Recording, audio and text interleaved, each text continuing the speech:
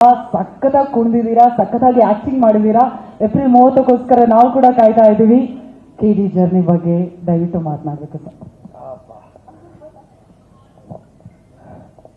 ಇಲ್ಲಿ ಬಂದಿರೋ ಎಲ್ಲ ಪತ್ರಕರ್ತರಿಗೆ, ಮಾಧ್ಯಮ ಮಿತ್ರರಿಗೆ, ಈ ಕಾರ್ಯಕ್ರಮವನ್ನು ವೀಕ್ಷಿಸ್ತಿರೋ ಎಲ್ಲ ಹಿರಿಯರಿಗೆ, ತಾಯಂದಿರಿಗೆ, ಎಲ್ಲ ನನ್ನ VIPsಗೆ, ಇಲ್ಲಿ ಬಂದಿರೋ ಎಲ್ಲ ಹಿರಿಯರಿಗೆ ಎಲ್ರಿಗೂ ನಮಸ್ಕಾರ.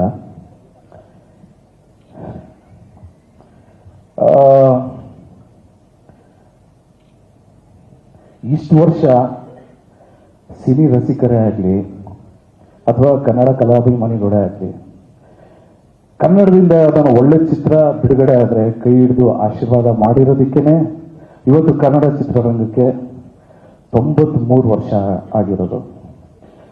ನನ್ನ ರಿಕ್ವೆಸ್ಟ್ ಒಂದೇ, ನನಗೊತ್ತು ನೀವೆಲ್ಲರೂ ನಿಮ್ಮ ಲೈಫಲ್ಲಿ ಎಲ್ಲರೂ ಬ್ಯುಸಿಯಾಗಿರ್ತೀರಂತ. ನಾನು ಕೇಳ್ಕೊಳ್ಳೋದು ಏನು ಅಂದರೆ, ದಯವಿಟ್ಟು ನಿಮ್ಮ ಬ್ಯುಸಿ ಶೆಡ್ಯೂಲಲ್ಲಿ ನನಗೆ, ಅಂದರೆ ನಮ್ಮ ತಂಡಕ್ಕೆ ನಿಮ್ಮ 2 ತಾಸು 20 ನಿಮಿಷ, ಅಂದರೆ 2 ಗಂಟೆ 20 ನಿಮಿಷ ಸಮಯ ಕೊಡಿ. ಯಾಕೆಂದರೆ ಇದು ಒಂದು ಒಳ್ಳೆ ಫ್ಯಾಮಿಲಿ ಎಂಟರ್ಟೈನರ್ ಸಿನಿಮಾ, ಮಕ್ಕಳೆಲ್ಲ ಕೂತ್ಕೊಂಡು ನೋಡುವಂತಾನೆ ಸಿನಿಮಾ. ಆ್ಯಕ್ಚುಲಿ ಸ್ವಲ್ಪ ವೈಲೆನ್ಸ್ ಇದೆ. ಈ ಚಿತ್ರನ ನೀವೆಲ್ಲರೂ ನೋಡಿ ಆಶೀರ್ವಾದ ಮಾಡಿ ಅಂತ ರಿಕ್ವೆಸ್ಟ್ ಮಾಡ್ತಾ ನನ್ನ ಮಾತು ಪ್ರಾರಂಭ ಮಾಡ್ತೀನಿ. ಯಾಕೆಂದ್ರೆ ಸಾಕಷ್ಟು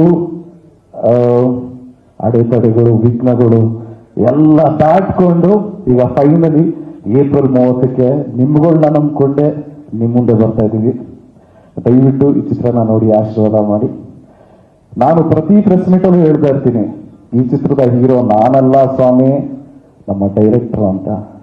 ಯಾಕೆಂದ್ರೆ ಅವ್ರು ಎಷ್ಟು ಕಷ್ಟಪಟ್ಟಿದ್ರೆ ಅಂತ ವಿಟ್ನೆಸ್ ಮಾಡಿರೋರಿಗೆ ಮಾತ್ರ ಗೊತ್ತು, ನಮ್ಮ ಇಡೀ ತಂಡಕ್ಕೆ ಗೊತ್ತು ಅವ್ರು ಎಷ್ಟು ಕಷ್ಟಪಟ್ಟಿದ್ರೆ ಅಂತ. ಈ ಪ್ರೆಸ್ ಮೀಟಲ್ಲಿ ನಾನು ಹೇಳೋದಕ್ಕೆ ಹೋಗಲ್ಲ. ಯಾಕೆ ಅಂದ್ರೆ ಇನ್ನ 7 ದಿವಸ ಆದ್ಮೇಲೆ ನಿಮ್ಮೆಲ್ರಿಗೂ ಗೊತ್ತಾಗತ್ತೆ ನಮ್ಮ ಡೈರೆಕ್ಟರ್ KD ಚಿತ್ರಕ್ಕೆ ಎಷ್ಟು ಕಷ್ಟಪಟ್ಟಿದ್ದಾರೆ ಅಂತ.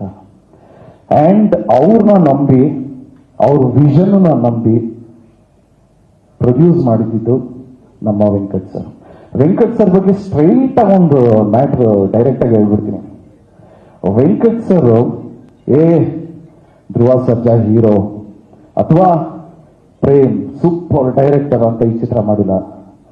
ನಿಮ್ಗಳಂಗೆನೆ ಕಥೆನ ಮಾತ್ರ ನಂಬಿ ಮಾಡಿರೋ ಚಿತ್ರ KD.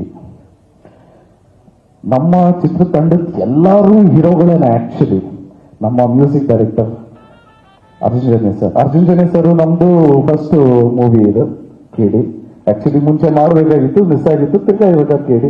ಅಂಡ್ ಒಳ್ಳೆ ಕಾಂಬಿನೇಷನ್ ನಮ್ಮಿಬ್ರದಲ್ಲ ಸರ್, ನಿಮ್ಮಿಬ್ರು ಒಳ್ಳೆ ಕಾಂಬಿನೇಷನ್ ಆಗಿದ್ದಕ್ಕೆ ನನಗೊಂದು ಒಳ್ಳೆ ಅಪರ್ಚುನಿಟಿ ಸಿಕ್ತು.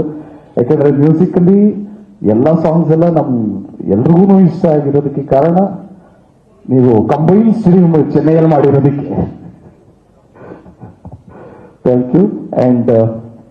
ಅಂಡ್ ಭರ್ಜರಿಯಲ್ಲಿ ನಾನು ದತ್ತಣ್ಣನ ಜೊತೆ ಆಕ್ಟ್ ಮಾಡುವಂತ ಒಂದು ಚಾನ್ಸ್ ಸಿಕ್ತು.